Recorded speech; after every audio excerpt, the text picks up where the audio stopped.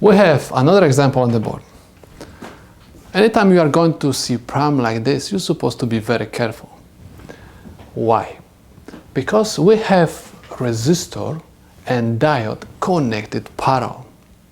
Many students make mistake assuming that because this is silicon diode connected in parallel with the resistor, automatically the voltage across the resistor is going to be 0.7 volts.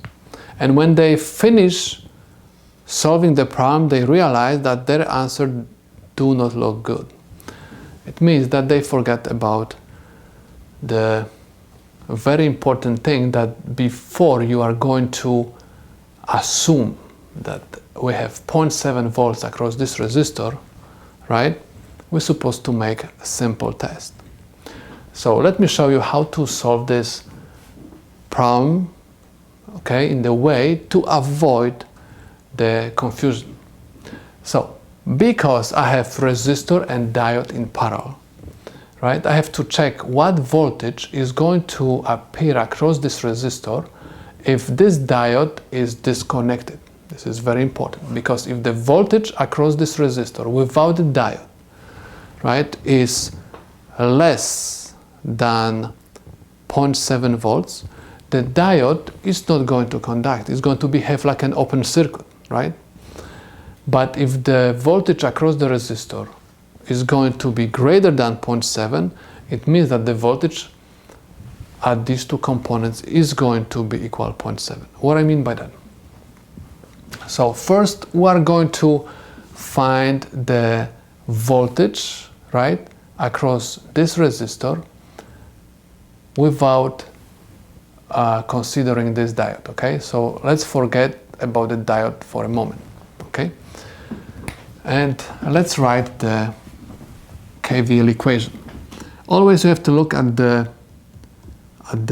strongest power supply. So this is my negative terminal, this is my positive, and this is my voltage source 2. This is positive terminal, this one is negative, but this one is weaker, that's why I'm going to look at this one. So this one is going to push the current, I suppose say clockwise. So anytime the direction of my current is matching the direction of the arrowhead of the diode symbol, it means the diode is forward biased, okay? It's in the on state, right? If the voltage source is much greater than 0.7 volts, okay? We said so that this diode is going to conduct. We are going to ignore this diode for a moment, so my current is going to go by this resistor and by this resistor, and will reach the ground, okay? So we can say that current is flowing in the circuit. So we have positive, negative, positive, negative, positive, negative. In order to find the voltage across this resistor, I'm going to find the current first. So write the KVL equation. So I have negative voltage source 1, because I'm starting from this ground. So I have negative voltage source 1 plus voltage across the diode plus the voltage across resistor R1, okay? So in this case, I'm going to say this is plus I total times R1. Why I wrote like this? Because I times R is the voltage. And because we right now we're not considering this diode, so the whole current is going to go through this resistor. So this is my I total. That's why I wrote over here I total plus I total times R2. And I have plus voltage source 2. This is equal 0 volts. Next, we're supposed to find I total. So in order to solve this equation for I total, I'm supposed to combine the like terms. So I have I total R1 plus I total R2, because these two terms have common factor I total, And everything without I total, I have to move to the right side of my equation. So I'm going to have voltage source 1 minus VD minus voltage source 2. Next, I'm supposed to factorize I total. So I have I total, and I have R1 plus R2. Okay, this is equal voltage source 1 minus VD minus voltage source 2. Remember, you're supposed to practice your algebra. Without algebra, you are going to have big problems in the future, okay? So that's why you have to, most of the time, use the algebra, okay? In order to get better and better with it. So in order to find I total, I'm supposed to divide both sides of my equation by the content of the parentheses, and you are going to end up with voltage source 1 minus VD minus voltage source 2 over R1 plus R2. This is equal, voltage source 1 is equal 15 volts minus VD, which is equal 0.7 volts, minus voltage source 2 minus 9 volts over R1 150 ohms plus 1.2 kiloohms. Everything is equal 3.93 milliamps. Okay, so this is the current which will be my I total, right? This is the current which will go through the diode D1, and we said we are going to ignore diode 2, and this is the current which will go through this resistor R1 and resistor R2. So what we're supposed to do next, we're supposed to find the voltage across resistor R1. Don't forget that right now we are doing the test for this part of the circuit. So V R1 is equal I total times R1, where I total is equal 3.93 milliamps times R1 150 ohms. Okay, so this is equal 589.5 millivolts.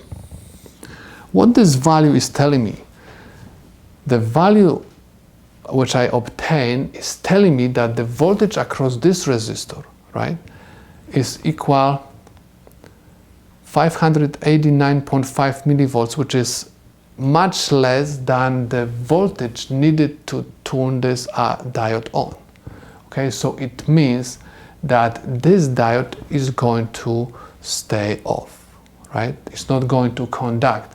So because, right, because VR1 from the test, right, calculation is less than 0.7 volt needed to turn on this diode, right? This diode is not conducting, and the voltage in this part of the circuit is equal 589.5 volts, not 0.7, okay? Do not make very fast assumption that voltage in this parallel part of the circuit is 0.7, is equal this.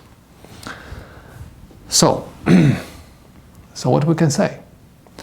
So if the diode is in the off state, right, so ID2 is equal 0 amps, right?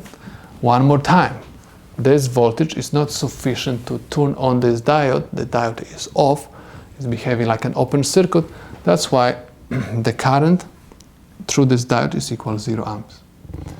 Next, we're supposed to find the output voltage, Vout.